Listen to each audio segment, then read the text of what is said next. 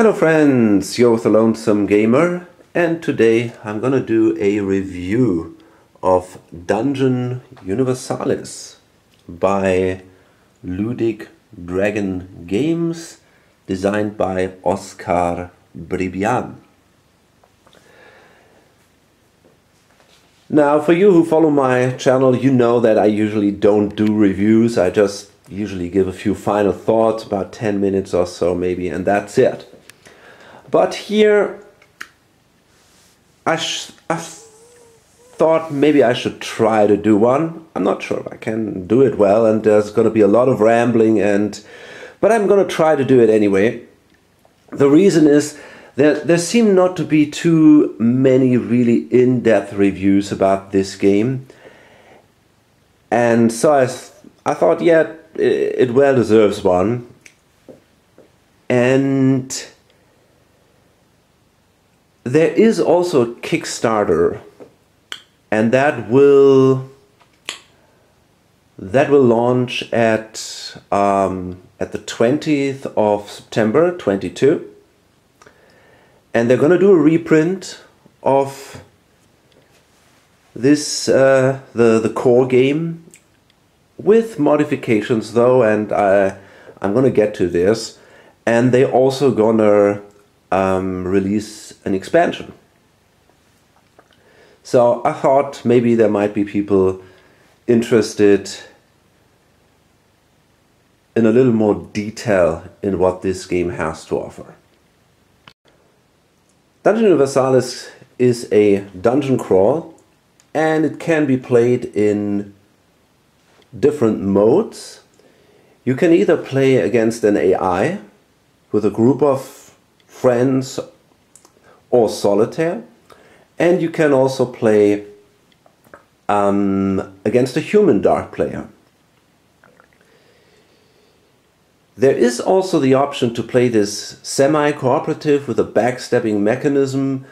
You need a small card expansion to do this, but I think this is actually more for fun, and that's not the main way the game wants to be played, I assume. Now, there are a few questions that I consider important when I'm thinking about, could this dungeon crawl be interesting for me? And I want, just right at the start of this, I want to go through these questions so that you get some main idea. I mean, obviously, this is a heavy game in general. I don't know if you never heard about it. Okay, I can tell you, if you are just into really light games, like for example Dungeon Quest, or if you're usually playing more, I don't know, party games or family games, this is not for you. This is really a very heavy dungeon crawl with a lot of detail and a lot of rules. The game has a campaign mode with quite some elaborated character evolution, but it can be also played in one-shot adventures, single quest mode, basically. Now, for me, always an important point: how does the game play solitaire? And I can say it's perfect. It really plays very well solo. In my feeling, you don't lose anything of the experience here. Does the game use an app? Yeah, the game actually uses an app, but I gotta say, I don't like apps a lot. It is actually not necessary to run the app to play the game. In some modes, it's more useful to do it, while in others, I would actually say you don't need the app at all. But let's assume the app for some reason cannot be used anymore. You can still play the game.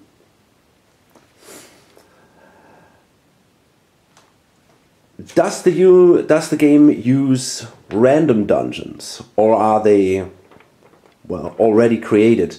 Well, the latter is the case. If you play the campaign, you have this pre-created dungeons that you fight your way through.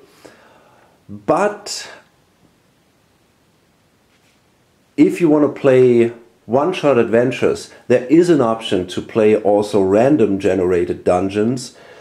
There is a dungeon generator that comes with the app, and there are also, I think right now, 2 fan-made random dungeon generators on BGG that you can download, and I think they work with cards.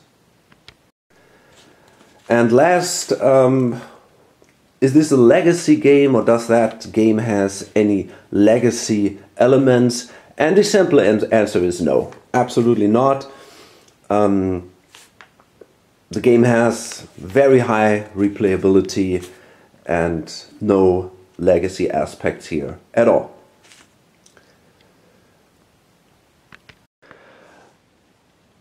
So before I now go more into detail, let me quickly tell you my experience with that.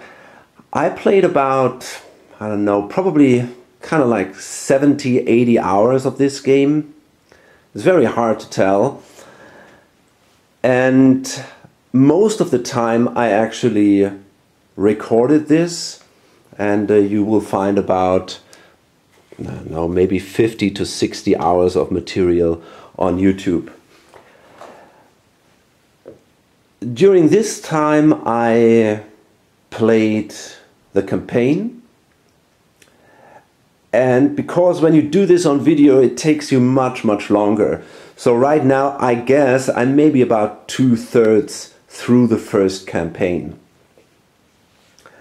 And in addition to that I played 3 or 4 one-shot adventures, one-shot quests, just to get a little bit into the game.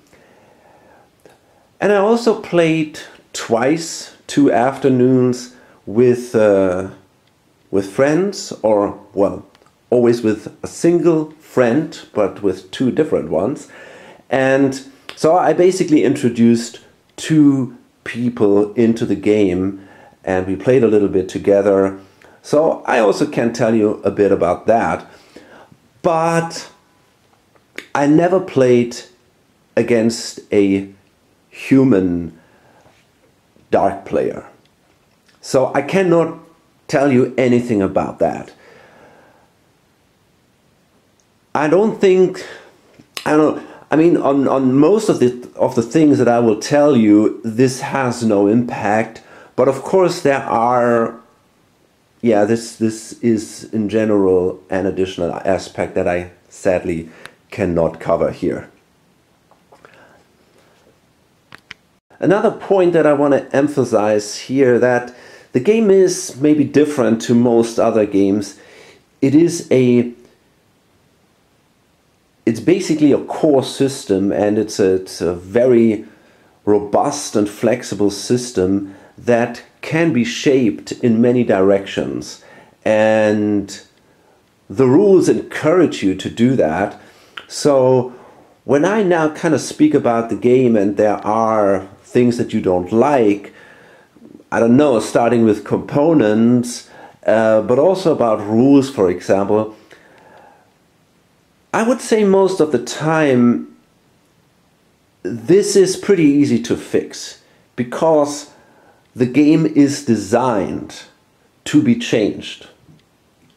And from what I understand now, this actually works really well. So let's talk about the components first. Now this is the 2nd edition.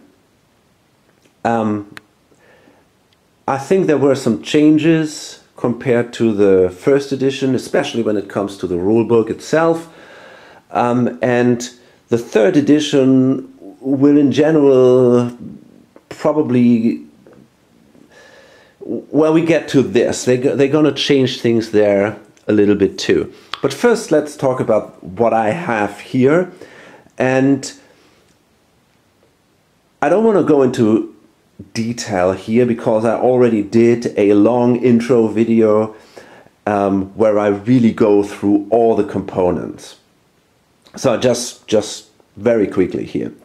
So I mean, okay, mainly we got cards, and there is not too much I can say about these. I mean, these are standard quality cards. The artwork of the cards, well, I don't know. It's let me put it that way. It's functional, right? It's okay. It's definitely not extraordinary, although it changes from the different card types. For example, I really think that the spells, I really think they look actually pretty cool. And also these pre-generated hero cards, yeah, I kind of like them too. On the other hand, for example, the magic items, I think they look pretty poor. That design idea with this flaming half circle and then just throwing in, so I don't know. I mean, I think this looks really not too interesting here, but I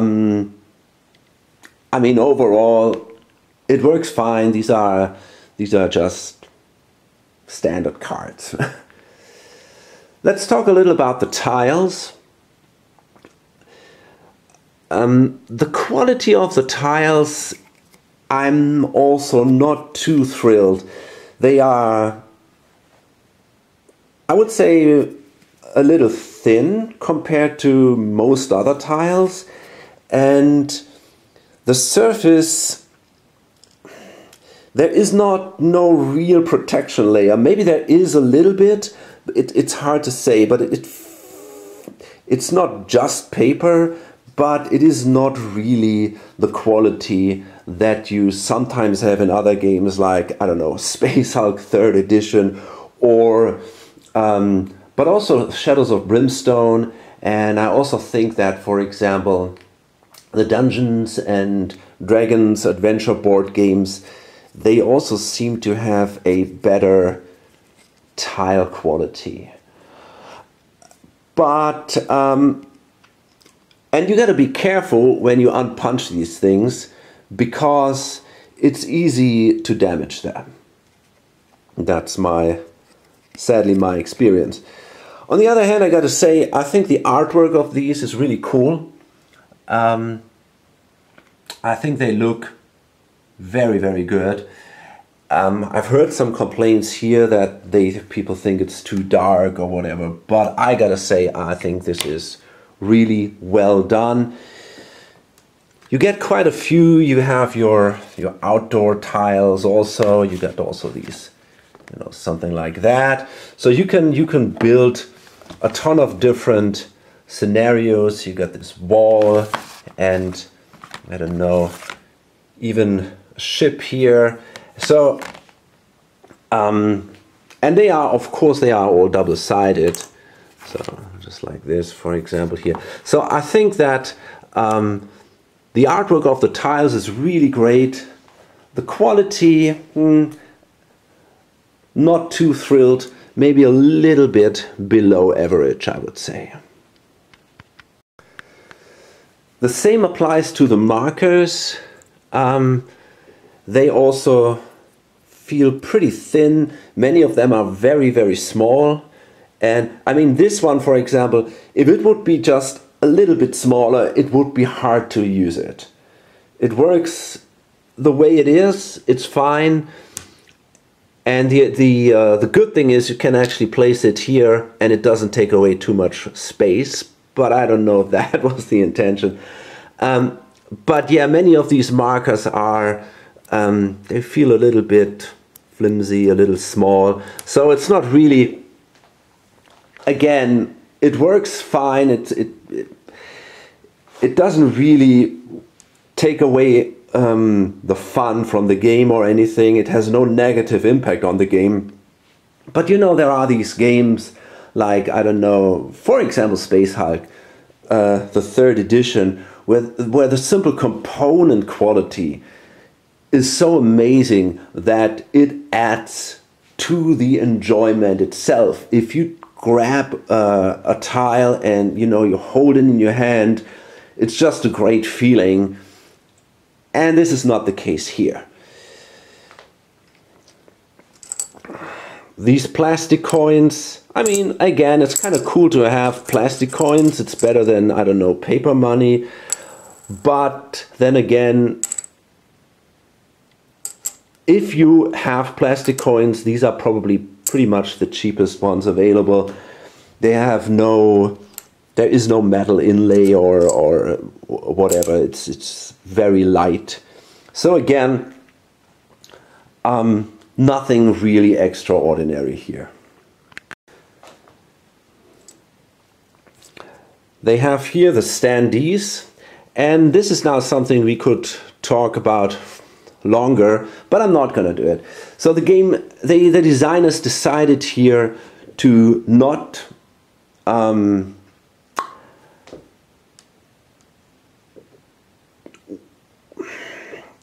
make this a miniature game, but to use standees instead. They offer miniatures for some of the pre-generated heroes. We got one of these here, for example. The quality is okay, but I gotta say, this one, for example, that actually the base broke, so I had to kind of glue it again. So it's also not that great. But overall, I think that was a fantastic decision, that they really said, we do not use miniatures, because using miniatures means also a lot of limitations in what you can do with with a simple number of characters, monsters, creatures in the game. You can only offer so many miniatures in the box, right? You can only, I don't know, you can only deliver maybe 100 or 200 miniatures in a box. Or, I don't know, I mean, what Kickstarters do these days and the direction some of them go, and they give you tons of stuff. But there's always a limit here. And they decided they don't want to go in this direction. And I think this is great, because in this way, these limitations no longer exist. And this is something you can, that they really took advantage of, because not only do you have lots of hero classes, and I don't know, maybe about kind of like 25 hero races, and again about 20 or 25 hero classes that you can then mix in any way you want. You also have two of these bestiaries here, where you have all kinds of creatures, nations. You have all kinds of monsters. You got dragons, birds, giant spiders, whatever. You got, and you got two of these books, right? So you literally get hundreds, many hundreds of creatures that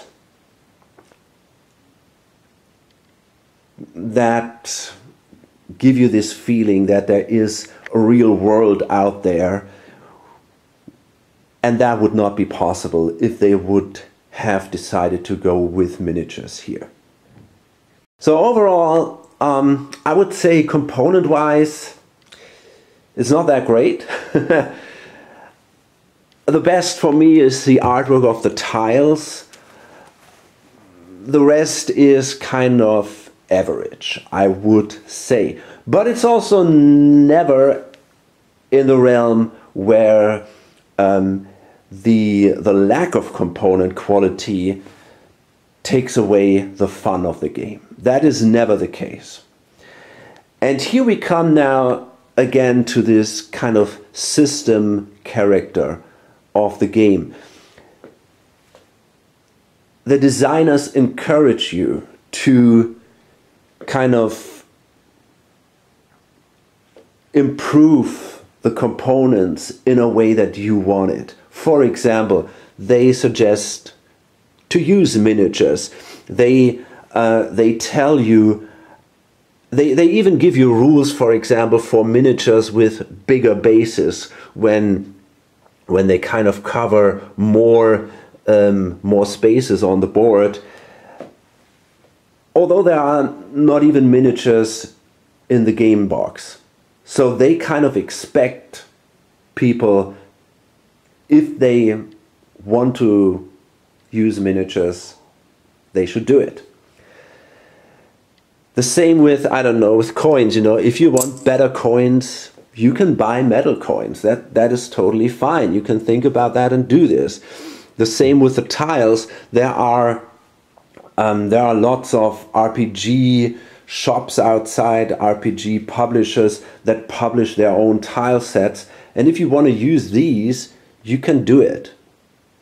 So all these limitations that some people might see come with components here are not really an issue.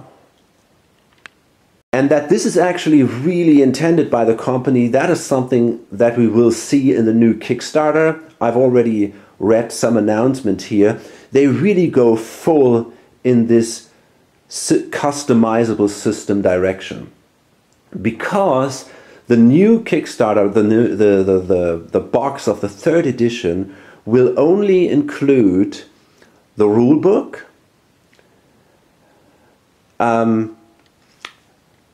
I'm not absolutely sure, but a couple of books, definitely the rule books, maybe a bestiary or so. I don't really know.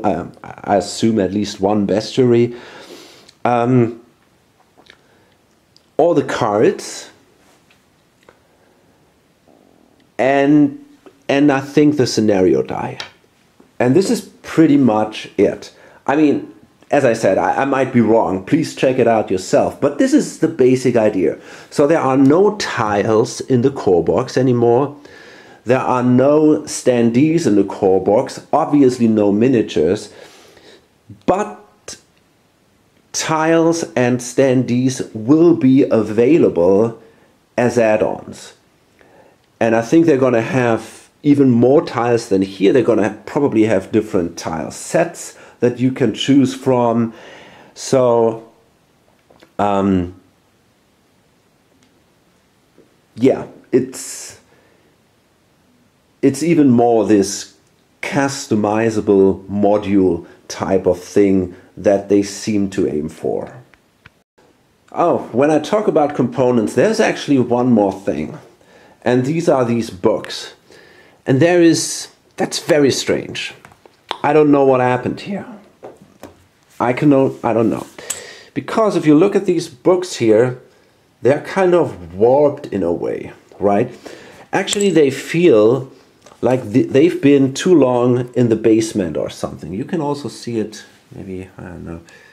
Yeah, it's hard to see here, but here you can see it a little bit, the warping, right? It's really strange. And this is also the case with this book over here. You can see here it's really not, you know, it's not straight. And also now with the bestiary here, it's not so bad, but still, you know, if you look at that, yeah, it's pretty bad actually. And I have no idea what happened here. I can only assume that there is something with the humidity, or I don't know. It looks like they've been, as I said, they kind of, it seems like they've been in the basement for half a year or something. But that is obviously not the case. They've been here in my room, and I got lots of rule books here and lots of other books, and I've never seen that before. And to be honest, I find that pretty disappointing because, you know, you very often go to these books, you want to look into the books, how they, you know, check things out, and you always get this weird feeling. And yeah, that is there is some kind of issue. I wonder if other people also have that. Maybe you can comment on that, but I'm a little disappointed by the quality of this, to be honest. But let's talk about the rules or the rule book themselves. So I've seen some other videos, and well, first of all, that's another thing I just want to get out of the way. I've heard some complaints that the setup of this game is so terrible and that it takes so long forever. And I gotta say, I don't really understand that. Now, basically there are two situations. If you kind of have the complete game in a box and then you bring it out on the table and you have a saved campaign or something like that, obviously you have to set up your characters, and that might take some time, but you have these envelopes where you can save it. So I don't know, if you're solo, it will take a little longer, but if you play with other people, you just open the envelope and put all that stuff in front of you. I don't know, maybe that takes you 5 minutes or something. And preparing the map might be another 5 minutes. But it's really not that bad. And when it comes to the setup of an adventure, or let's say you finished an adventure and you want to start a new one, what you do is you kind of prepare 3 decks of cards, the trap deck, if you play with an AI, by the way. This is different with a human player, I don't know, but it's not going to be harder. I guess it's probably easier. So you have your trap deck, your monster card deck, or your power card deck, and your monster card deck, and you have to prepare them a little. That might take you about, I don't know, maybe 10 minutes. I would say between 5 and 10 minutes. And then you find your starting tile and you place it in the center of the table, and that's it. So preparing a quest takes you 10 minutes, I would say. If you gotta set up everything from the start, depending on how many players, on how many people are working on this, it might take you maybe 20 to 30 minutes over everything then, including preparing the quest. So I really don't think this has a big setup time. You don't have to shuffle all the cards that come with the game. I mean, you have to be a little organized, you know, you can see it like this. You don't need all that stuff during the game. If you need something, usually if it says, for example, draw a random object, I simply take that, shuffle it quickly and draw a card. You don't have to prepare all these decks of cards for it. That makes no sense. There were also complaints that you, at the start of the quest, for example, you have to find all these little tiles. And again, I would say no. If that would actually spoil the experience a little, because then I know what I have to expect.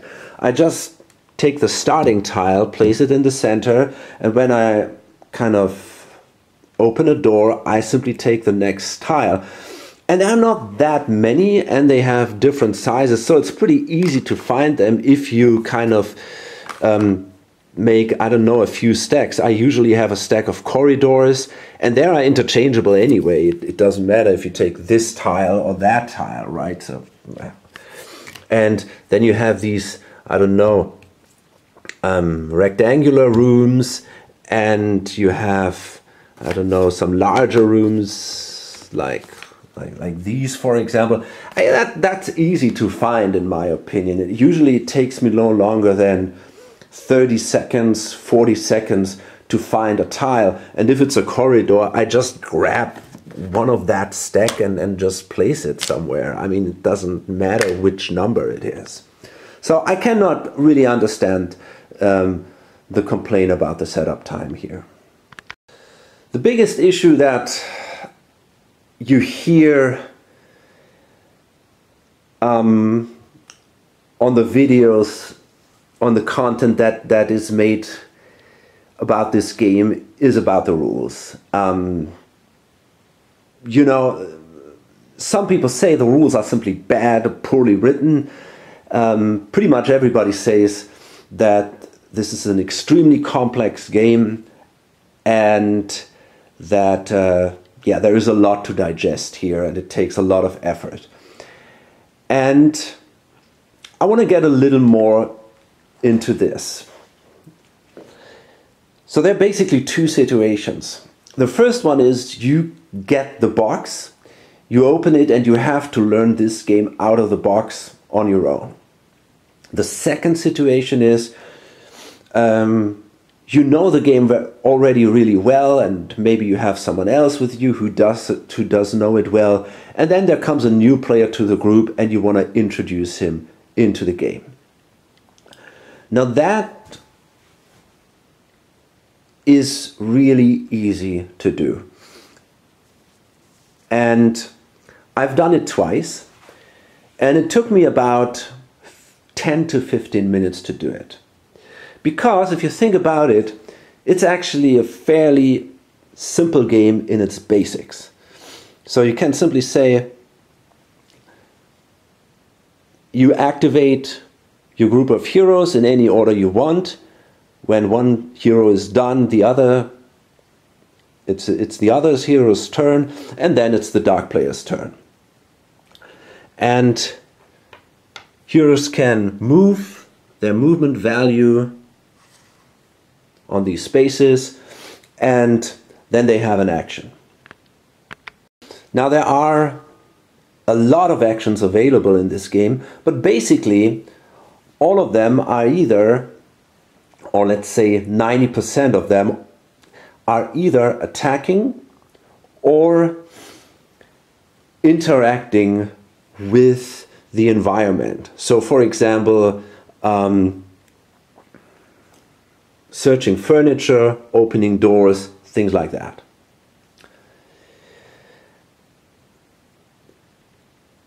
And yeah, this is basically how the game flows. So you have a movement and an action. Of course, there is more detail to it, but this is the basic rule. And then probably the most tricky action is the attack. And the way that works is that for example, let's take a look at a ranged attack. If you have an enemy in line of sight, you roll 2 dice, you add your shooting value to the result, and then you modify that with, well, for the most time, very reasonable modifiers like distance or size of the enemy, things like that. If the result is a 10 or higher, you did a hit. And then you got a weapon that shows how many damage dice you roll when you hit. So you simply roll the dice, and every die that is equal or higher than the armor of the enemy inflicts a wound. This is it. This is the shooting system. And melee and magic are not that different. Okay, so I don't know, I talked now maybe 4 minutes about this, and I've already explained pretty much the basics of the game. Now, of course, there is much, much more to it. But if you play with an experienced player, you can introduce him with an experienced gamer, right? Someone who has already played dungeon crawls before, or maybe some heavier games. Then you can easily introduce him into the basic rules of this game within 10 to 15 minutes. And because of the cooperative nature of this game, he doesn't need to know anything. You play together, you explore the dungeon together, and when something new happens, you just tell him how it works, and that's it. It's really not hard to do. Now, when it comes to learning this game by yourself and really getting through the rules here, right? I mean, this is a big book. 120 pages, I think, maybe 130. And by the way, I never use the basic rules. I find that, I don't know, I don't care about the basic rules. So, first of all, you have these, I don't know, 120 page rule book, but for the start you don't need all the rules. You don't need, for example, rules about character development. You don't need rules about campaign play. You don't really need all the rules about the dark player. You can choose either an AI or a human dark player. So overall, from these 120 page rulebook, the lore, for example, is also not really important. You can kind of bring this down to, I would say, 70 pages. This is what you have to read to really start the game. And, you know, there's a lot of, illustrations. So these 70 pages, it's not like, I mean, some of them are pretty filled, but there's also a lot of illustrations and examples and all, and it's not terribly small written. So I think that this is really not that bad compared, I mean, the size, I mean, compared to other heavy games, I don't know, some war games, or it's not terribly bad. I've heard complaints about the quality, how the rulebook is written, and I cannot agree to this at all. Now this is the, as I said, the second edition. So I think they kind of changed that a little bit. There seem to be problems with the first edition. It's a Spanish publisher. I've heard there were quite some translation issues here and all. But I can only say I don't see this in this book at all. To me, this is a very, very well written rulebook. I think it's actually extraordinarily well done. I think it's really well organized. It's easy to find things in there, and you got a lot of examples. I really could not imagine a rulebook that explains this system better. And the game makes it in a way easy to you to learn it, because all these rules are very, very thematic. There are not many crazy gamey mechanisms. I mean, okay, for example, spending a fortune to re-roll something, this is not thematic, this is gamey. But most of the rules are easy to remember simply because they are so thematic. Just to give you a quick example, this is a very detailed rule that I don't like a lot and that I usually don't only partly use. But for example, the carrying limitations. There's only so much weight you can carry without having negative effects. And the value is your strength plus your life points times 2. And although this is quite a detailed thing, it's really easy to remember, simply because it makes a lot of sense. You have, it's not just some generic value, it's the strength and the life points. And this combination is just thematic, it's reasonable, and therefore, although it's a rule that you don't use often, it's very easy to remember for me. And this goes all through the game like that. The rules are thematic, they make sense, and they are also pretty simple. For example, I just remember how I tried to understand the naval rules, and here I stand, and I read through this rule book, and it was just crazy to read this, and it made no sense to me. And you got to go, and then you try to play it out, and then try to find some examples, and it takes a while until you really get it. Here this was never the case, not a single time. I always understood exactly what was going on, what they were talking about, and how things play out. Because it makes sense. Things like when you attack from behind, you get some kind of modifier. I don't know. Things like a shield can break when you block. All this kind of stuff. This makes total sense. So, yeah, I can only say there are a lot of rules, no doubt, but once you went through this book, yeah, it really makes sense. And if you, if you make mistakes here, if you forget things, if you play some details wrong, it really doesn't matter. The system is very robust, and it's really hard to completely mess the game up by just missing a couple of details during a combat or so. The game also gives you this player aid here. Just let me show you what that is. You got these things here. This is a big one, and the cool thing about that is you have really pretty much all the rules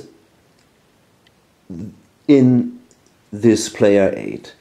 It seems incredible. I mean, you don't have the campaign rules, you don't have the character evolution, I think, but you got all the rules that are necessary to get the dungeon crawl experience, right? So for a one-shot adventure, you got all the rules on this, on this player aid. You have rules also here for a human dark player, but not for an AI. So there you got these little cards, and they provide you then with the player aid how to use the AI.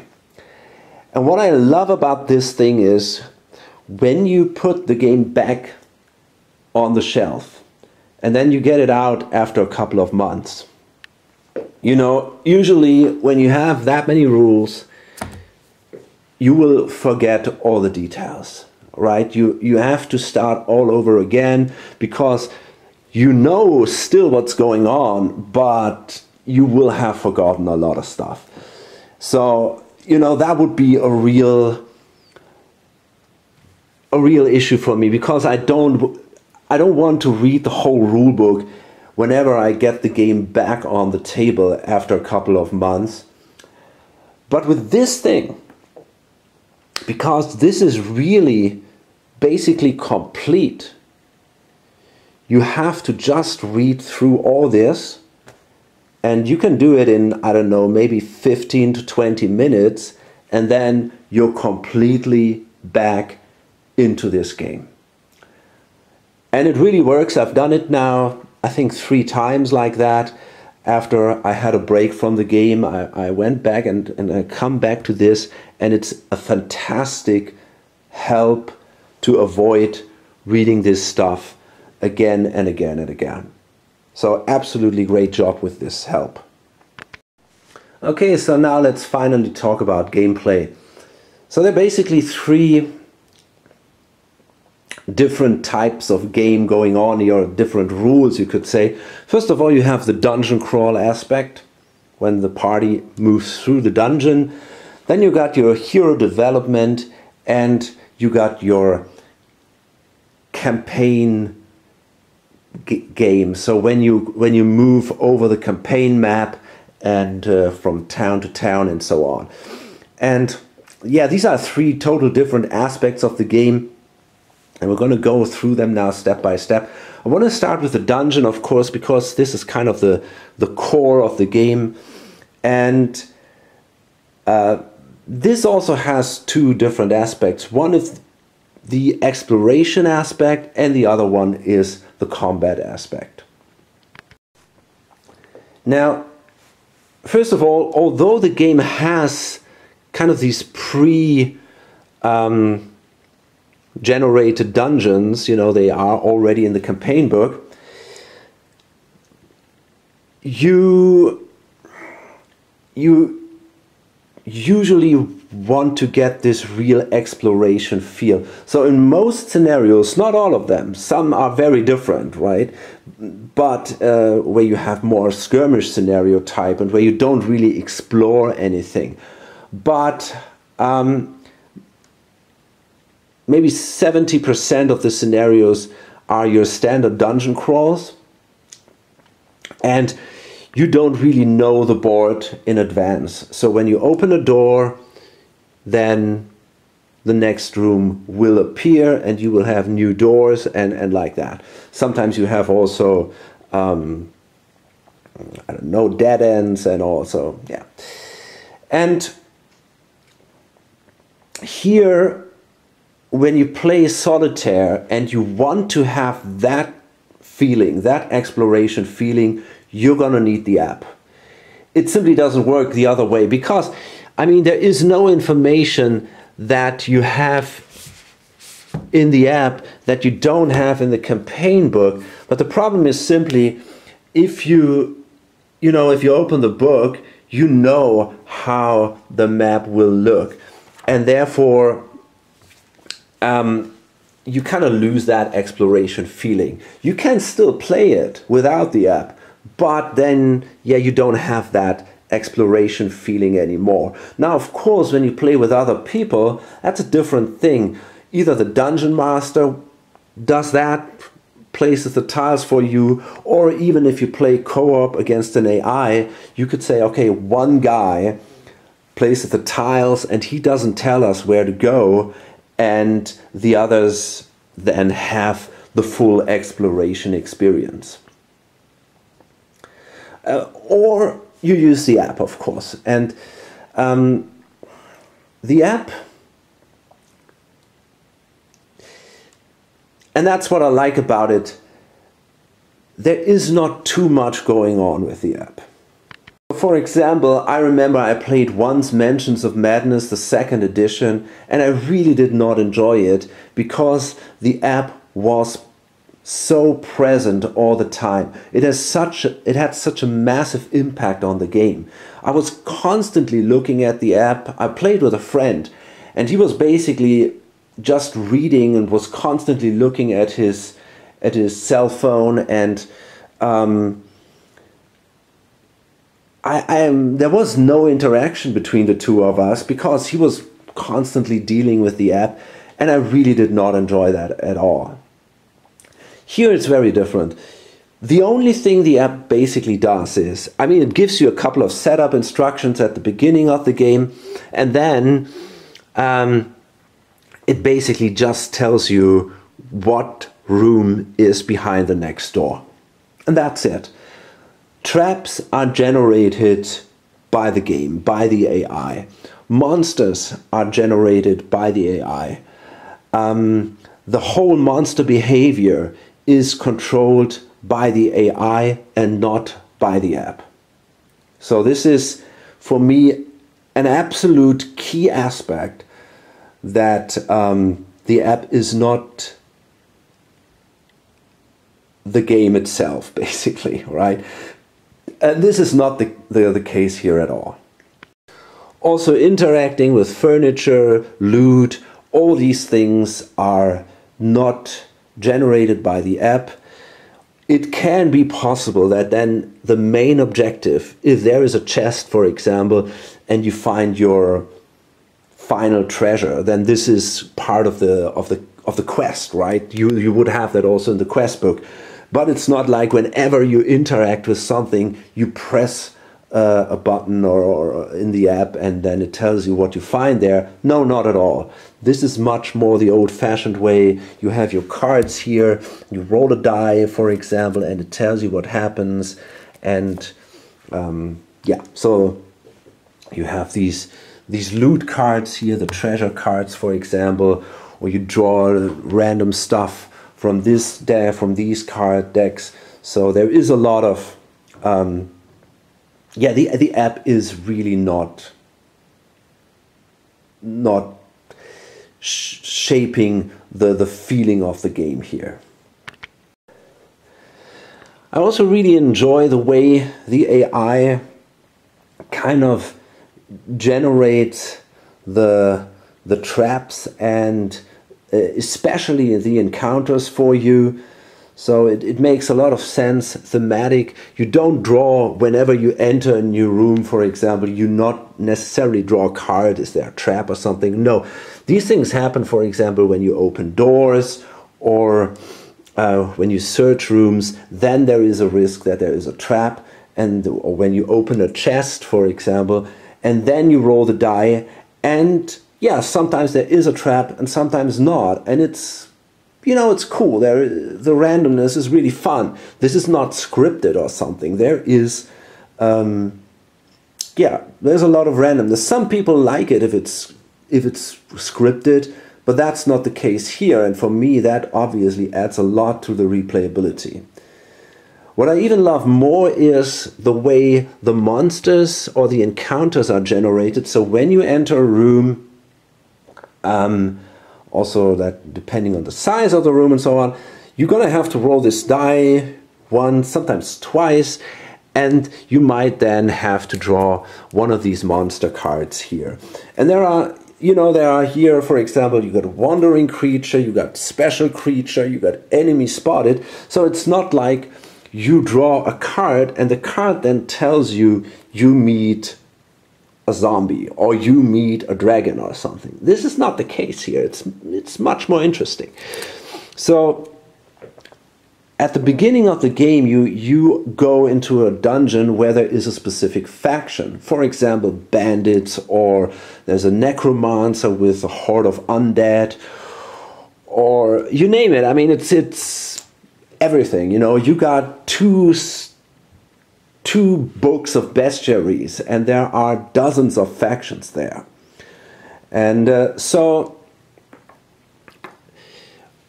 for example, this one is this kind of, it's a crypt, and there are undead monsters in there. So you go down there, and then you draw a card, and then you have a wandering creature. And now, depending on the faction you have, you got, for example, here, this is the creatures of the night faction, and then you have here wandering creature. And then what you do is you roll a die, a six-sider, and then there are modifiers, depending, for example, on the size of the room, which makes it more dangerous if there are more, if the room is bigger. And also, of course, and that's most important, on the experience of your party. The more the danger level of the monsters is higher. The monsters are more dangerous the more experienced your party is. And then you add a certain number to that die roll, and then you get this group of monsters. Sometimes it can be a special, just one monster, like a mummy, for example, or here you get a skeleton with a short bow, two skeletons with a broadsword and an improvised shield. Here you get a werewolf. So it's so cool, right? It is not just I draw a card and I meet that monster. But there's always, or often, there's a specific group of monsters, and yeah, it's just amazing. And you got these special creatures. You can meet a ghost here and a wraith, for example, and then they might be again accompanied by a smaller group of other creatures. It's just amazing. It really is. So again, if you move through the dungeon, this is not really scripted. It is not scripted where monsters appear, and it is not scripted what type of monsters will appear, even if a monster appears. So this is just fabulous. You got an incredible amount of replayability here. And of course, for example, if you already played through a certain quest, you can simply choose another faction and then play through the same quest again. You're going to meet different monster types, and yeah, it's just so cool. So amazing. And the monsters are really, really very different. You got basically the 3 levels. You got the very weak ones, the medium ones, and the very strong ones. And then, you know, I mean, they have all these stats, and they are exactly like the heroes. And they can have different types of weapons, and they can have different skills, and sometimes you randomize additional skills to the monsters that will cost the dark player extra points, for example. And I mean, it's crazy. And the funny thing is, I thought about that, because they have pretty much the same skills and also the same stats as the heroes. I actually think it should be possible that you can even play as a hero a skeleton, right? You have the stats right here, and the only thing you need is fortune points. Well, you can give you 4 fortune points or 6 or whatever, and then you can play a skeleton, or you could play a dragon. This is all possible in this game. That's what I think is so amazing. Yeah, they all play very unique. If you meet a group of skeletons, you know, it's not just a group of skeletons. One of them will have a broadsword, another one will have a spear, and they have an improvised shield, and one of them might have a leather armor. So just very, very interesting. And you have to adapt to all these things. You know, that matters. It really does. You have to adapt your strategy to these different skills, and depending on how these skeletons are equipped, you might have to adapt your strategy. So it's not, yeah, it really is very, very cool. At that point, I really have to point out, these cards are the bestiary cards that do not come with the core game. And I think it is vital that it is very important that you have these cards, because they give you all the information: what a broadsword does, what an axe does, what a spear does, what the skills mean. For example, what does undead mean? What does fearsome mean? If you would not have that, you're gonna have to go through this deck of cards here, through this weapon deck, for example, and you're gonna have to find, I don't know, a broadsword or an axe, and then you're gonna have to go to the skills here, and you're gonna have to find the skills to figure out what they actually do. So then this is a much more that will slow down the game a bit, and especially at when you start playing this is going to be a real challenge then. You know, if you have some experience, I think it's not that hard anymore.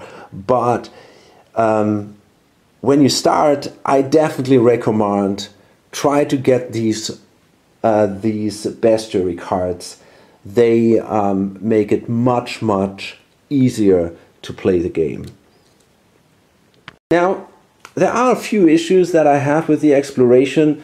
Most important is this weird track here that,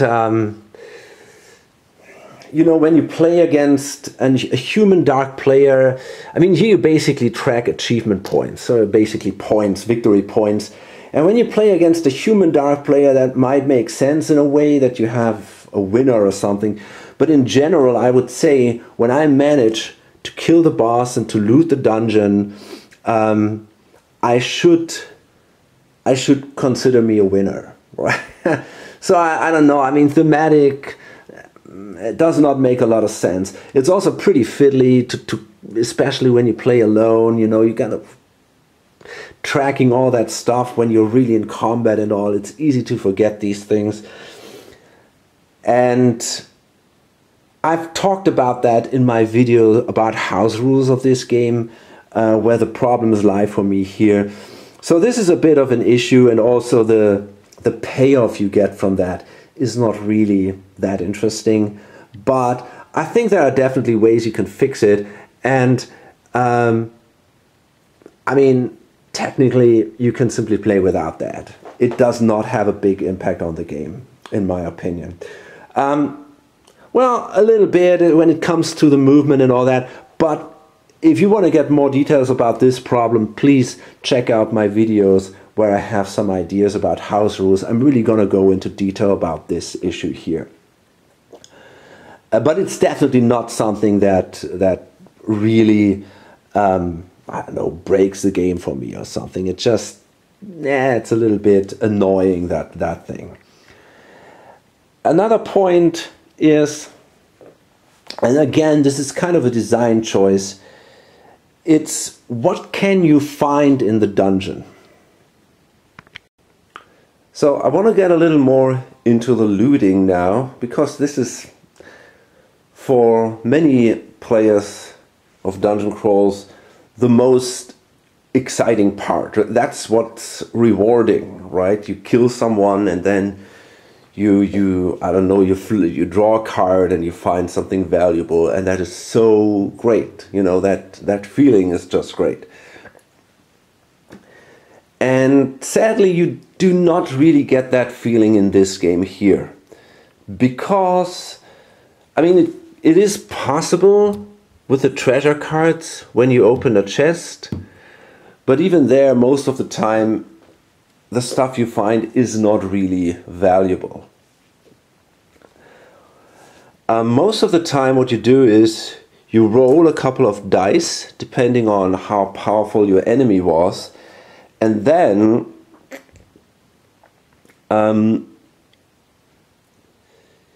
you find, depending on the number of sixes you roll, you find an item of a certain category. So you need at least 2 sixes, and then you are allowed to draw a common item.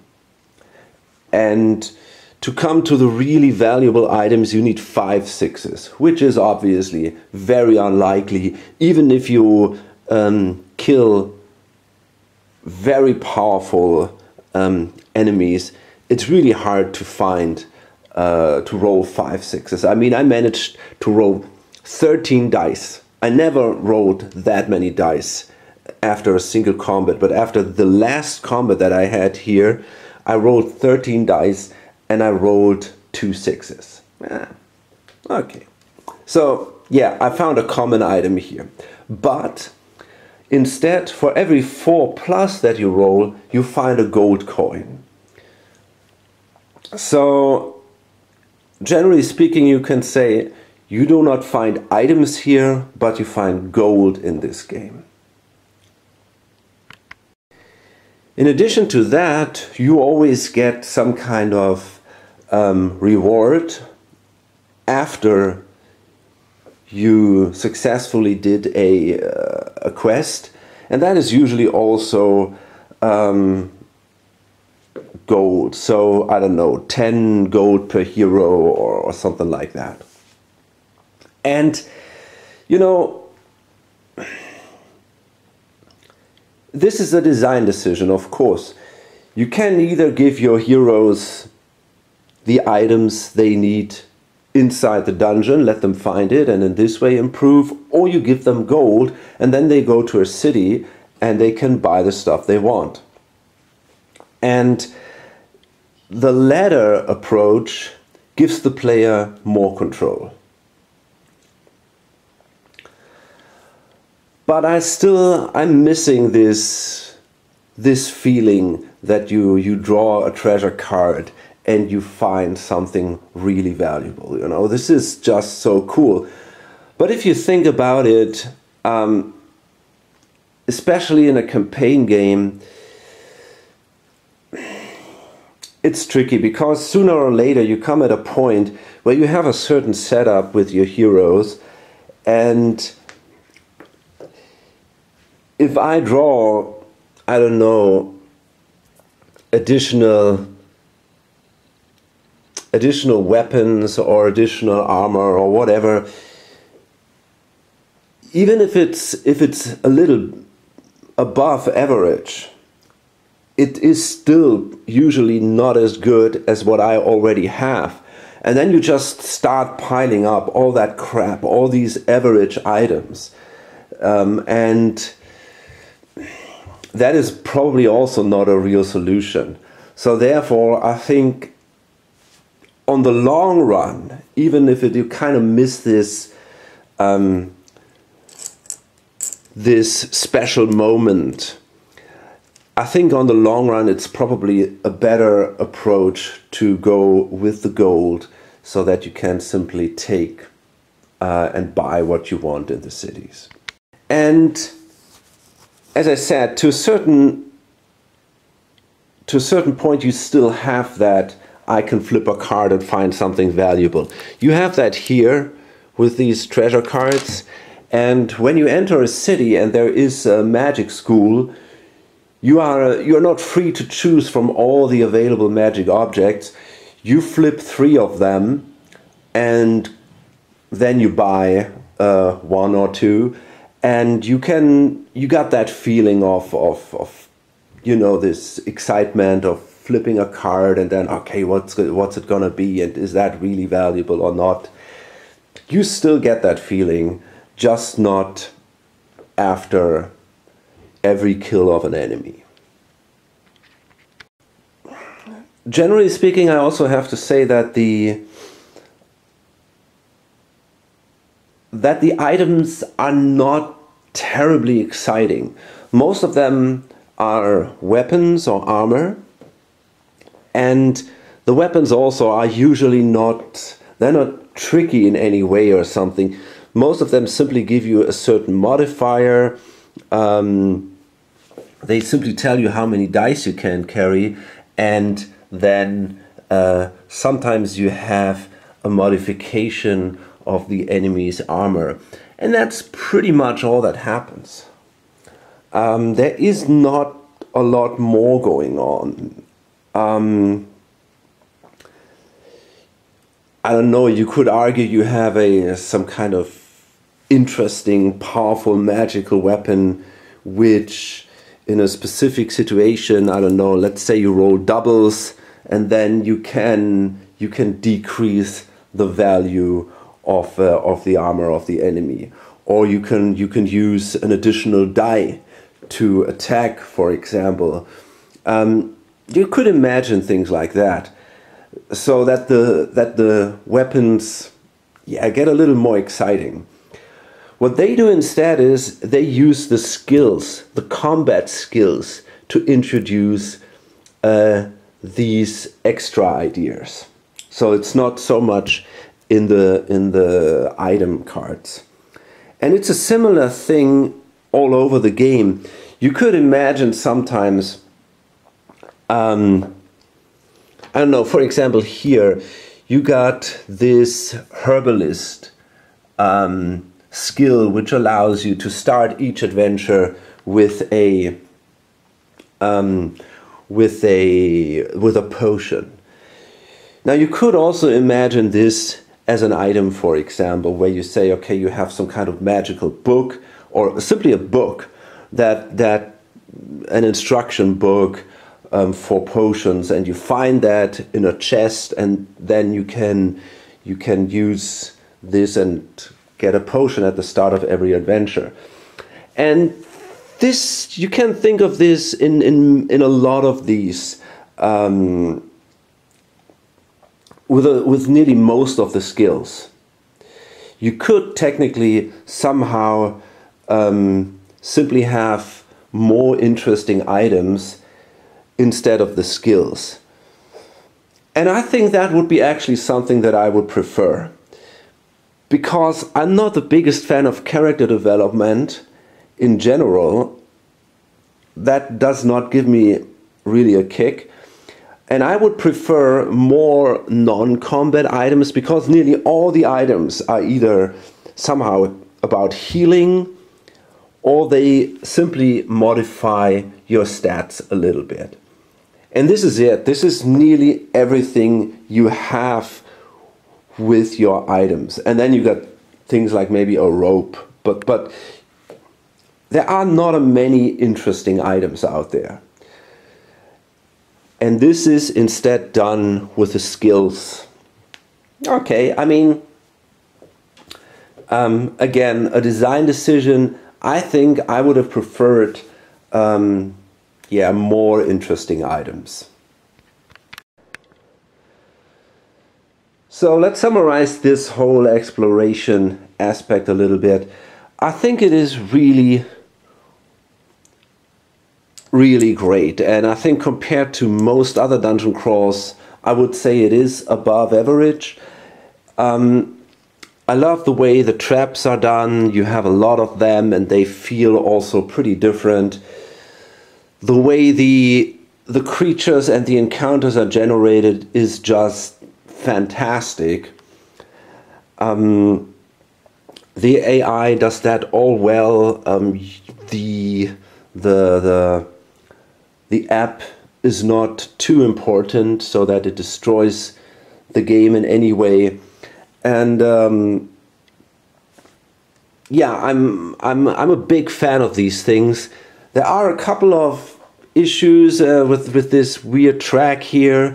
The way the looting works is not too exciting for me. But overall, I would really say this is, compared to most of the dungeon crawls that I know, this is above average. It definitely is. It's pretty much, it's very high there. It is more interesting than just entering a room, drawing a card and seeing what happens. No, this is much more situational. Traps are triggered in certain situations, and then it's not for sure, right?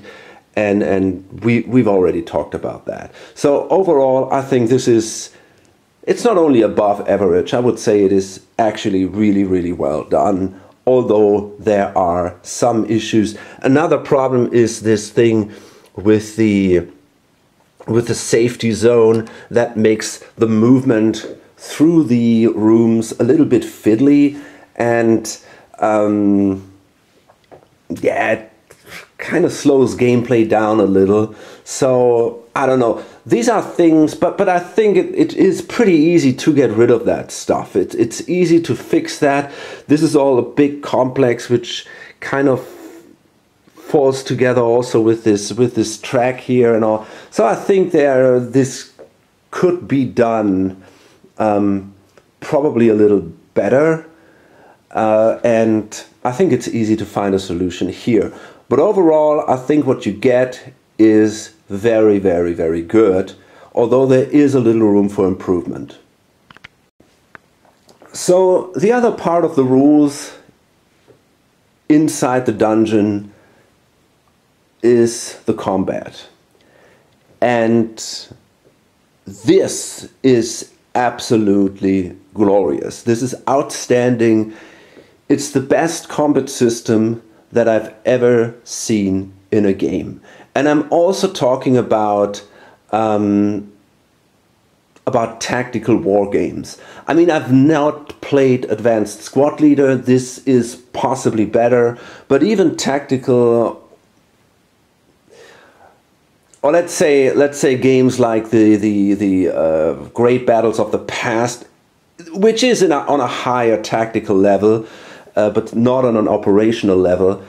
Even these games are not as exciting and interesting as that one is. This combat system goes so much into detail without being overly complicated. It's just absolutely mind-blowing. It is fantastic. It blows everything else totally away. And especially every other dungeon crawl. There is just nothing like that. Now, I've already said that the basics are actually pretty simple. I already explained that. Roll your dice, add the value, add the modifiers, and that's it. But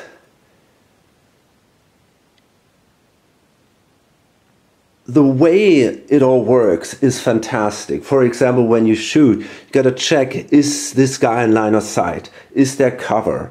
If that's the case, you can shoot. You gotta apply a distance modifier. You gotta see how large the target is. Is the agility of the target higher than yours? Is he able to maybe duck the shot? Is it dark, and is my eyesight affected by the darkness? Some, for example, dwarf have no problem with that. Has the shooter moved before, or did he have the time to aim at the target? All these kind of things are baked into the system here. Then, if you rolled a hit, the other guy, does he have a shield? And if so, he could, for example, use that shield to block you. If you didn't, then you check the armor. Critical hits are possible.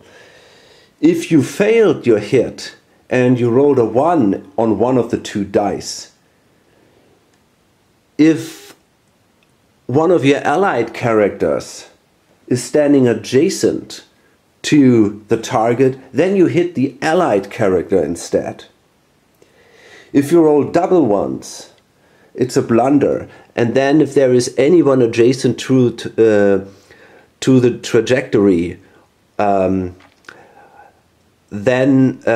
one of your allies, then that ally is hit, no matter if he stands directly adjacent to the target or not. And you also will lose your weapon. And then the weapon might break. So there is an incredible amount of story and detail in this combat system. And I've seen situations that were just totally amazing, and it all feels so alive. It really feels like watching a Lord of the Rings movie or something. It's just so incredible, detailed and exciting. Now, the detail is not just to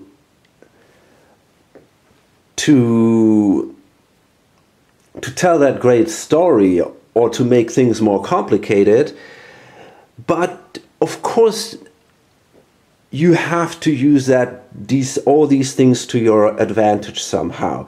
You have to really plan from which side you want to attack.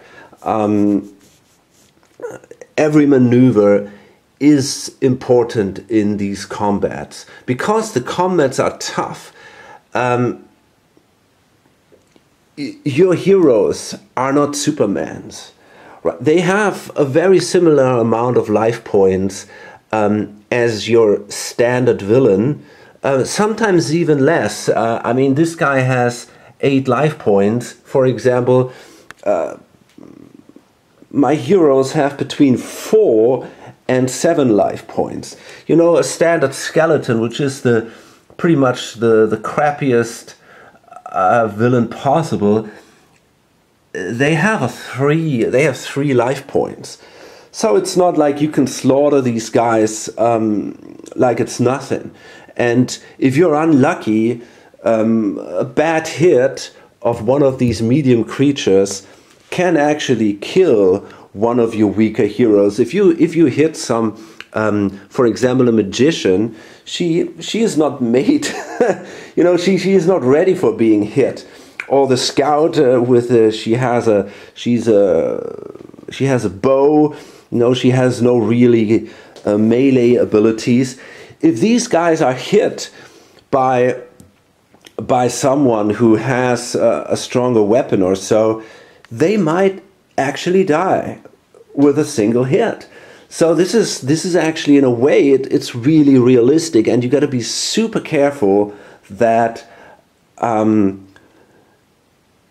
that you plan well ahead, that your party works well together, that these stronger characters protect your weaker ones, so that you simply keep them in the background.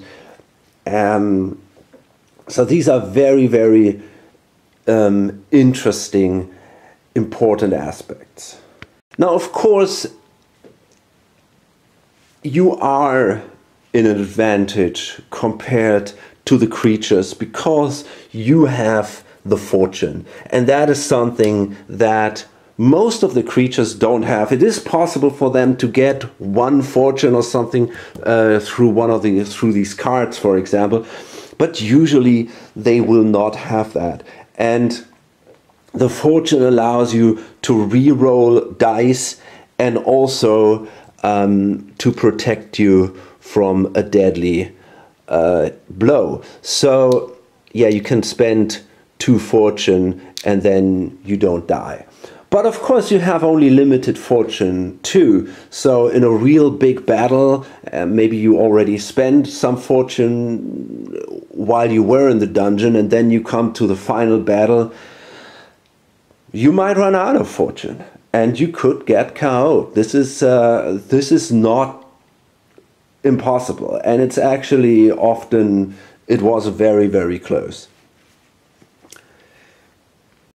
Another cool aspect are these cards here that can be played by the dark player. Also, during the standard rooms in the dungeon, you roll at the start of every combat turn, you roll a die, and when this symbol shows up, you draw one of these cards. In the main room, you then draw basically a card every turn, as long as the dark player has points to pay for these cards. And they simply add special abilities to some of the monsters. Sometimes limited for a single turn, sometimes it goes on for the rest of the combat. Things like, I don't know, poisonous weapons, or a double attack for a single turn, for example. Or here we have fortune, so there the guy would simply get a fortune point, and that could use that fortitude, which I don't know, allows him to avoid being knocked down, for example, things like that. So, and there can be reinforcements. That's the ugly part, right? You're never sure that this is all that will show up. It is possible that you will draw one of these cards and then there will be reinforcements and there will be even more creatures coming. So, yeah, just again, it adds more dynamic into the combat. Love it. It is just really, really great. Sometimes I think maybe some of these cards are a little bit overpowered, especially when it comes to the main room, when these cards are played on the leader. For example, if you have a leader who has an armor of 5 and then he gets an additional armor point for the rest of the combat, you know, I mean, that makes this guy technically, yeah, it gives him nearly double the life points in a way, because you have to, the hits are even harder to do. And I'm not sure if this is not a little bit overpowered from time to time, but you can easily come up with a house rule that it's not. You could say, okay, these kind of things you don't play on the leader. You these for the rest of the combat you play them on the next better creature. Or you could also say they only apply for 1 or 2 rounds or something. That's the thing in this game. If you have a feeling that this is too strong for you, you can simply house rule it, and it's really, really easy to do. The AI behaves fantastic, you know, starting from how the creatures are placed, that in a way that the long range, the creatures with the long range weapons, they are placed in a way that they can shoot at you and then the others are behind. But then during the game, what will happen is that the melee creatures will usually protect the others, simply because they attack. So this is just very well done. And then you got these special behavior cards, I don't know, here for the undead, for ranged fighters, berserker type of fighters, animals, flying creatures, melee creatures. So there are a lot of different behavior cards. And yeah, this works just... It works just really, really, really well, and it really makes a lot of sense. They don't feel dumb or something, and there is also some randomness sometimes. So I love it. It's not too predictable, but they act in a really strong and clever way most of the time, and also in a very thematic way. And then some of the creatures here, they have additional behavior values, like this undead champion, for example. Here you can see this is for the dark player. You can see here there's a special behavior then.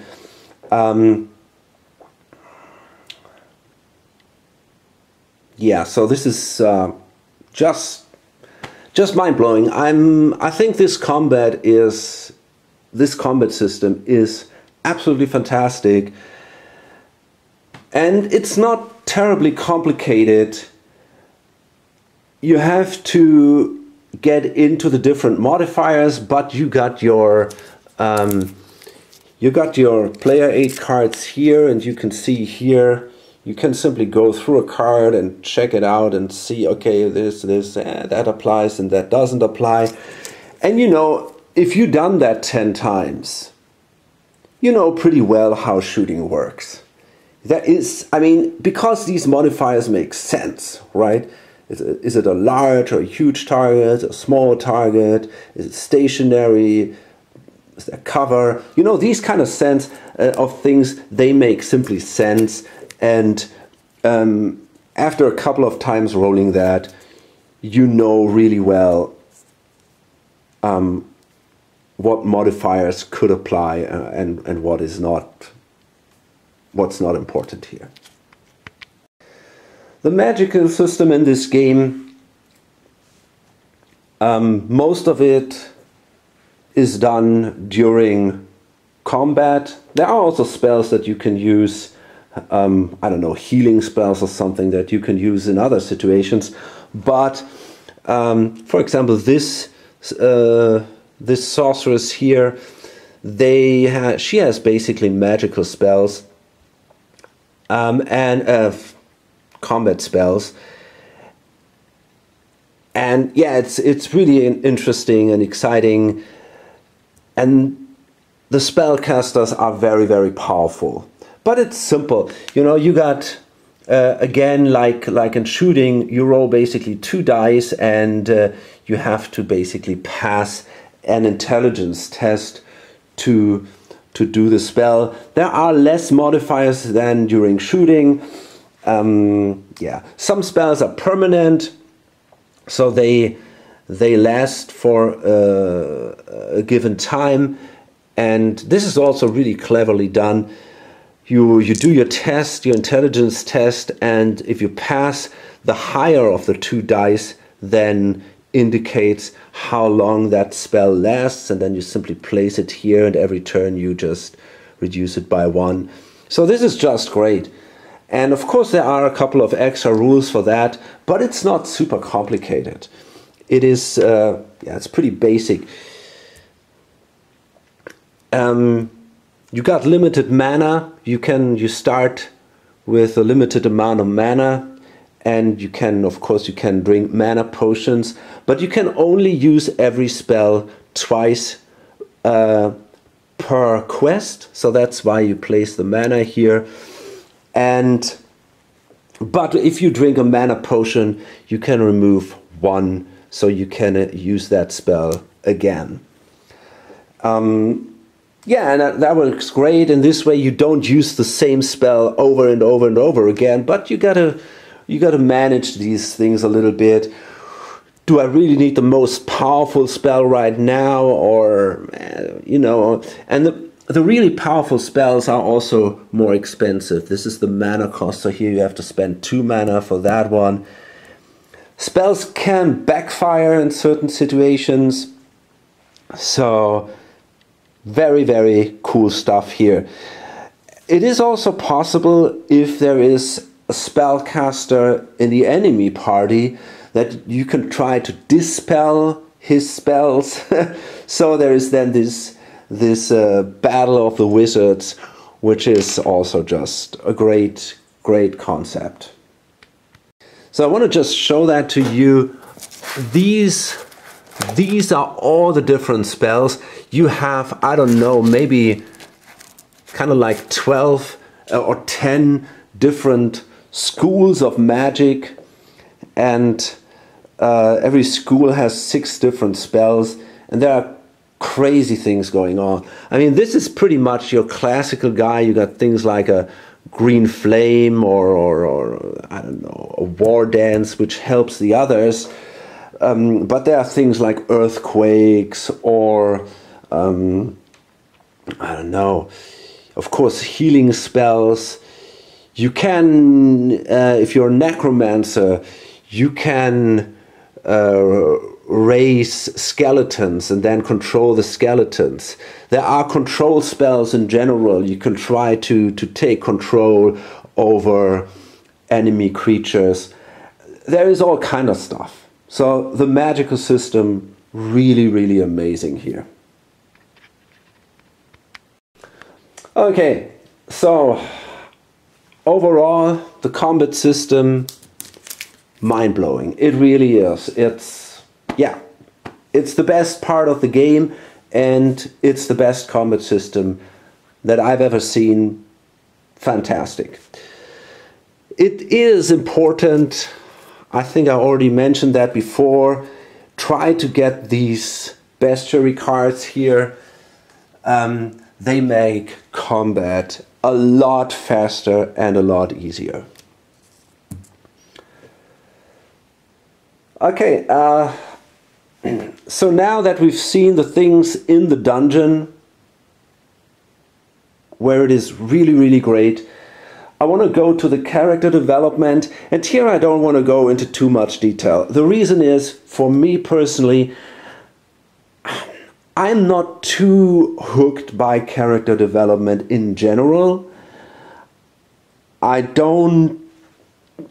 For me, it's not that important in other games, you know.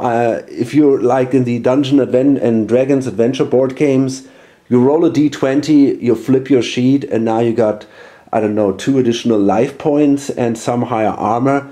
That is good enough for me. But I can understand that there are people, for them, it's a major part of the game. And so you basically have the option you get these experience points, obviously, by the end of the quest, and you don't collect experience points during the quest. So, I don't know, whenever you kill a creature, you get a certain number of experience points or that. It's not like that, like in Shadows of Brimstone, for example. That made me crazy. You were constantly tracking how many experience points you have. That's not the case. Here, depending on how you did during the quest at the end, if you were successful in general, if you were doing better than the dark player, when the achievement points, you get 1 or 2 experience points, and then sometimes I don't know, the person, for example, who killed the leader or so gets an additional achievement point. So usually you get between 1 and 3 achievement points during a quest. Or experience points. Now, you can basically then trade in an experience point or 3 experience points for 1 development point. And the development points you can again then trade in for your improvements. For example, it costs you 2 development points Is that so? Gosh, is it 2 or 1? No, I think it's actually 1 development point to buy one of these skill cards. And there are different types of skills, and depending on the class of your hero, you roll a die. For example, here the warrior, on a 1 to 4 you will get a combat skill, on a 5 you get a lore skill, and on a 6 you get one of these scout skills. And so you roll your die, and then you can choose from the skills that you have rolled. And if you would roll twice in a row when you want to get the skills, if you would roll the same skill type again, then you could also choose another one. So it is unlikely that you roll, for example, that you end up with a warrior who has only lore skills. That cannot happen. I mean, you can do it if you always roll a 5, but you have then the option, after you've drawn the first lore skill, the next time when you roll again, you can choose if you want to get one of the others. But then again, you cannot take all of these skills. There is another restriction here. They show you which type of class is allowed to take that specific skill here. So I mean, yeah, I think that's a fine system.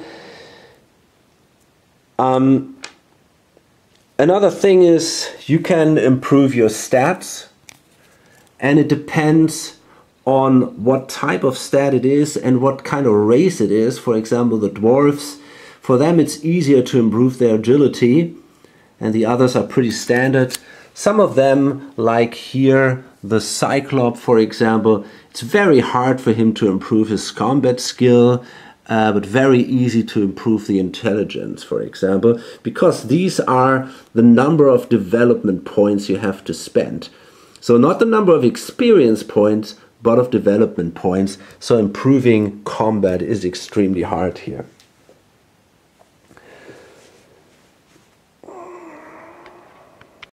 You can also get additional fortune.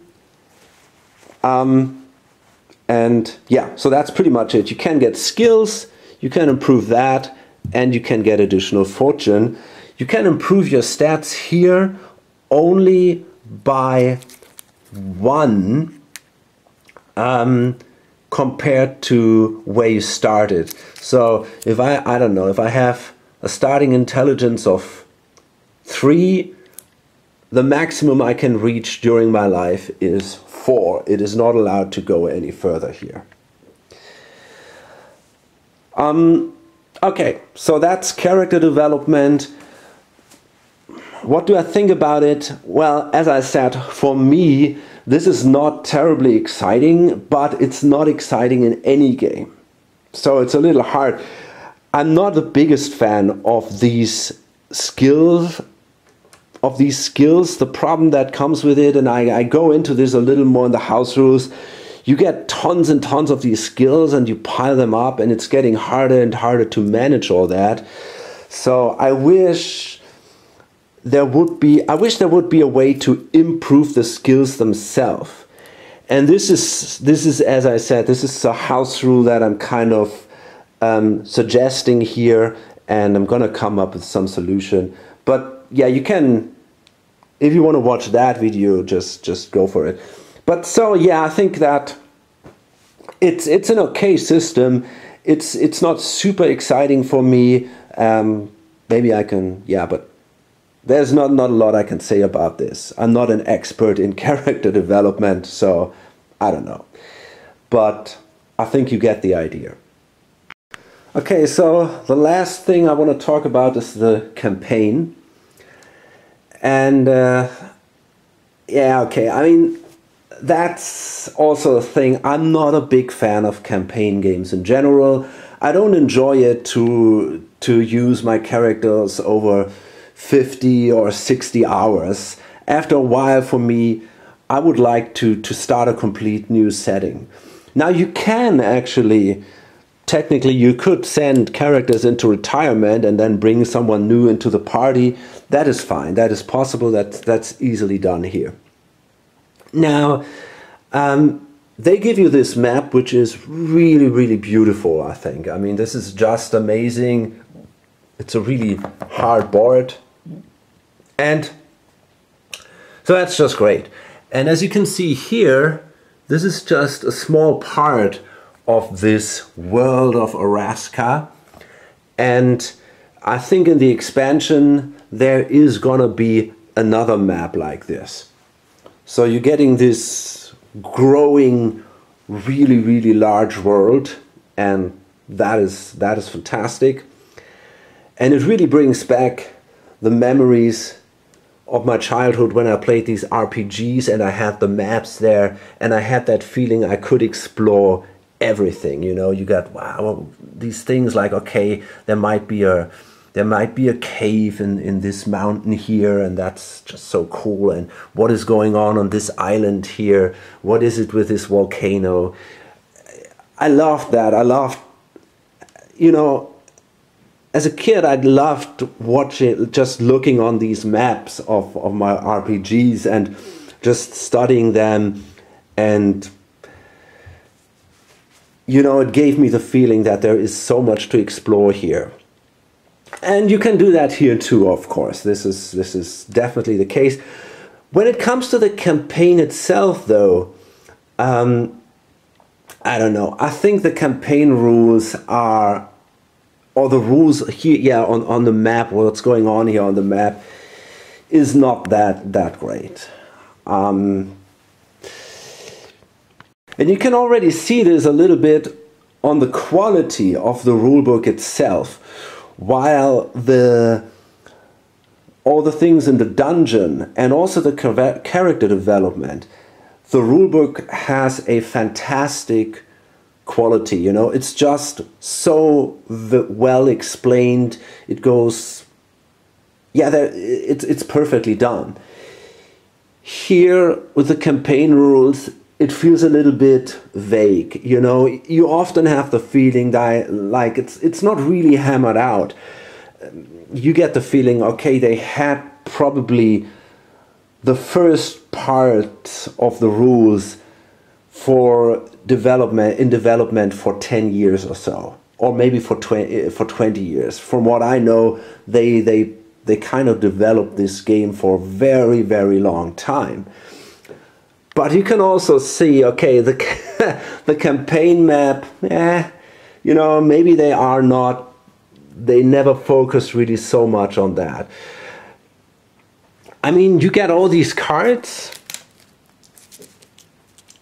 and then when you enter a specific area, you roll a die to see, depending on the terrain type, you know, this is Arctic, I think. This here seems to be a river. This is a forest, right? And then you roll a die, and when a specific result happens, you draw the card. And there are lots of cards for every terrain. So I mean, I really appreciate that they give you this stuff. But you know, I already mentioned that during my videos. When I come out of a dungeon and I'm really badly hurt, I don't want to get killed by such a stupid card because I have an unlucky roll. And I think this is a bit of an issue in general when it comes to these type of games. This is a dungeon crawl and not a game which takes place here on the surface so much. It is in general a dungeon crawl. So you probably have these cards which usually do not have a big impact, and you don't want the cards not to have such a massive impact. You don't want to get killed by such a card, and you also don't necessarily necessarily want to get badly wounded, because that will all slow you down. You got to rest again before you go into the next dungeon. But then the problem is that these cards do not really matter. So you kind of ask yourself, why have them at all?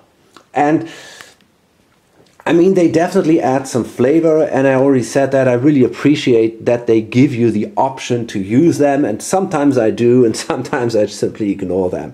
So, but it's cool, and I think for some people, they absolutely love these things, and yeah, I mean, you can use them, and if you don't want to use them, you don't, right? But it's definitely a cool additional feature. You then get these different locations, and every location has specific places going on, you know, some only a few things. I know here you only have an inn and a port in this smallest town. Here you have a sacred place, a little bit isolated. Then you get these big centers where you have all kinds of locations that you can visit. And then you got the cards for them, these places. I wonder where they are. Yeah, these are all the possible places that you can visit. So you can see there's a lot of them. And yeah, you go there, and depending on what's going on, sometimes you can roll a die. Sometimes you can buy specific things there.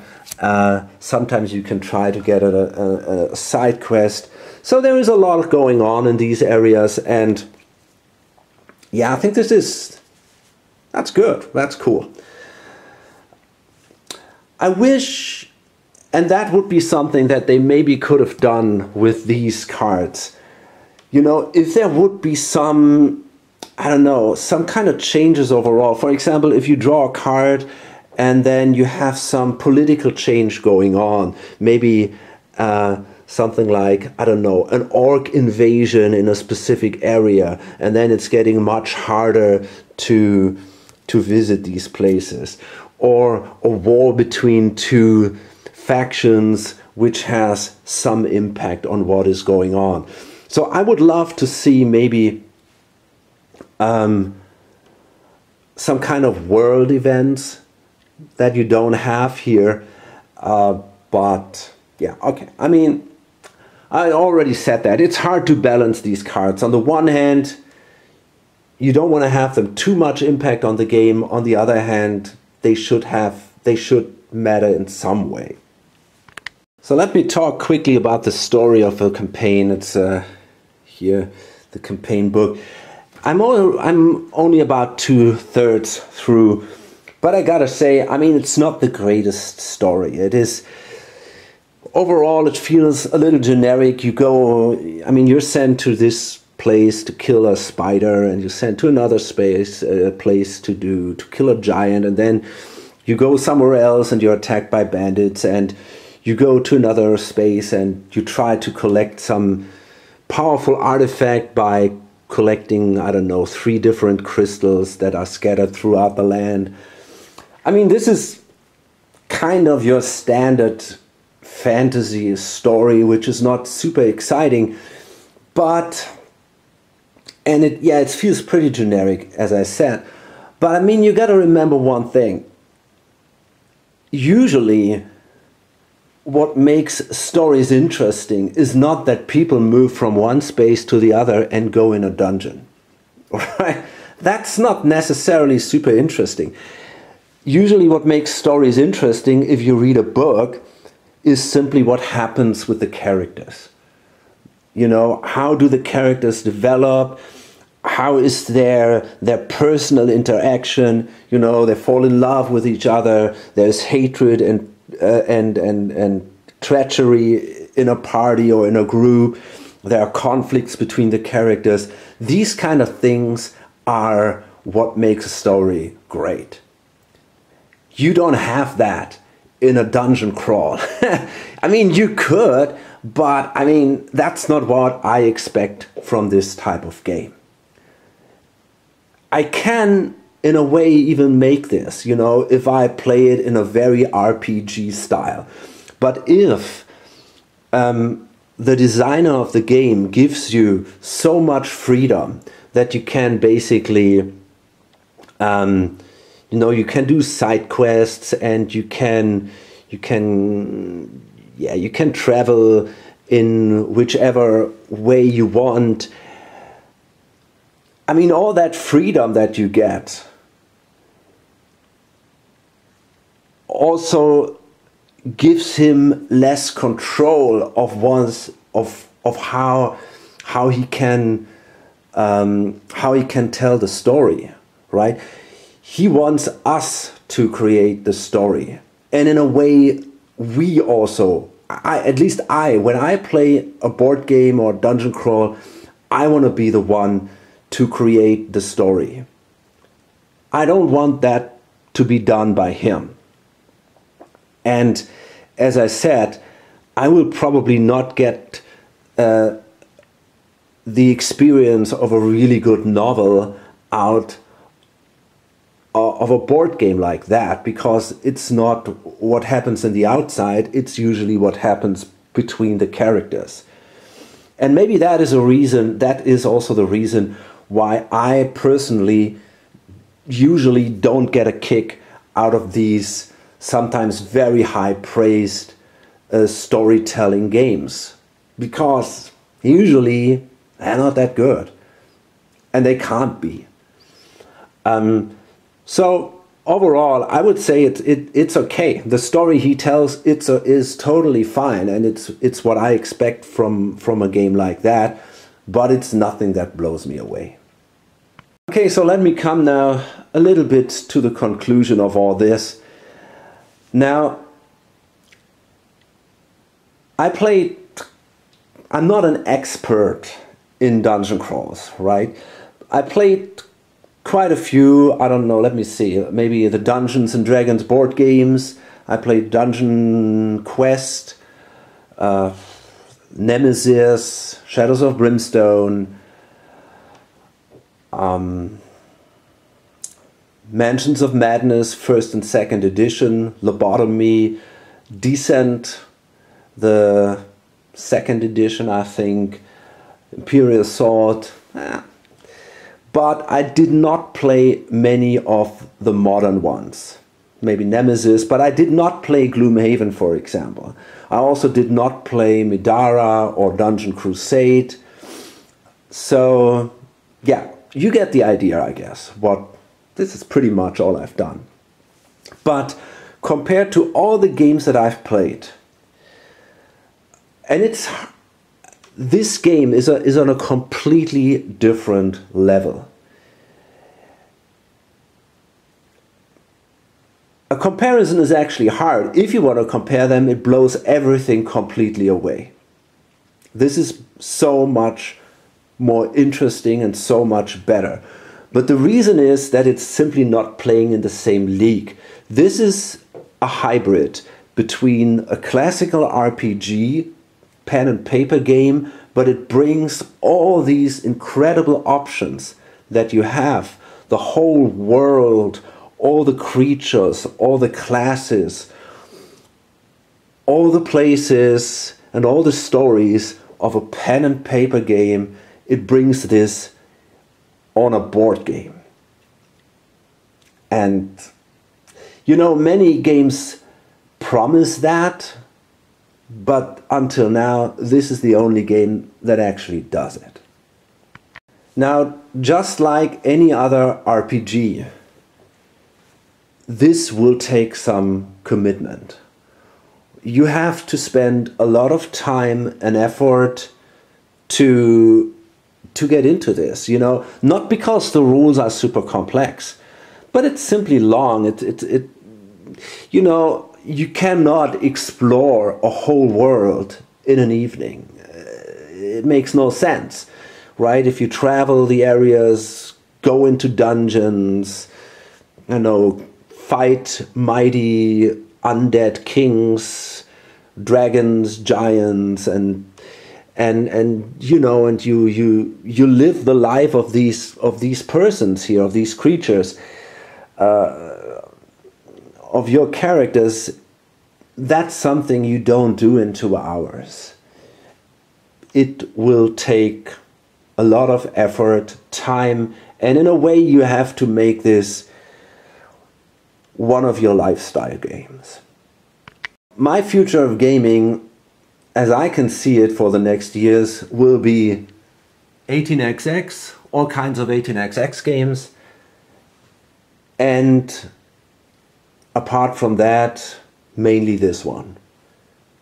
From time to time, I guess I'm gonna get on the table one of my favorite games, but you know, we all have only limited time, and so this is gonna be, this and 18xx is gonna be the main games for me in the future. Of course, because I'm doing videos, from time to time I'll do something different and get something else on the table. But this is actually more for you guys.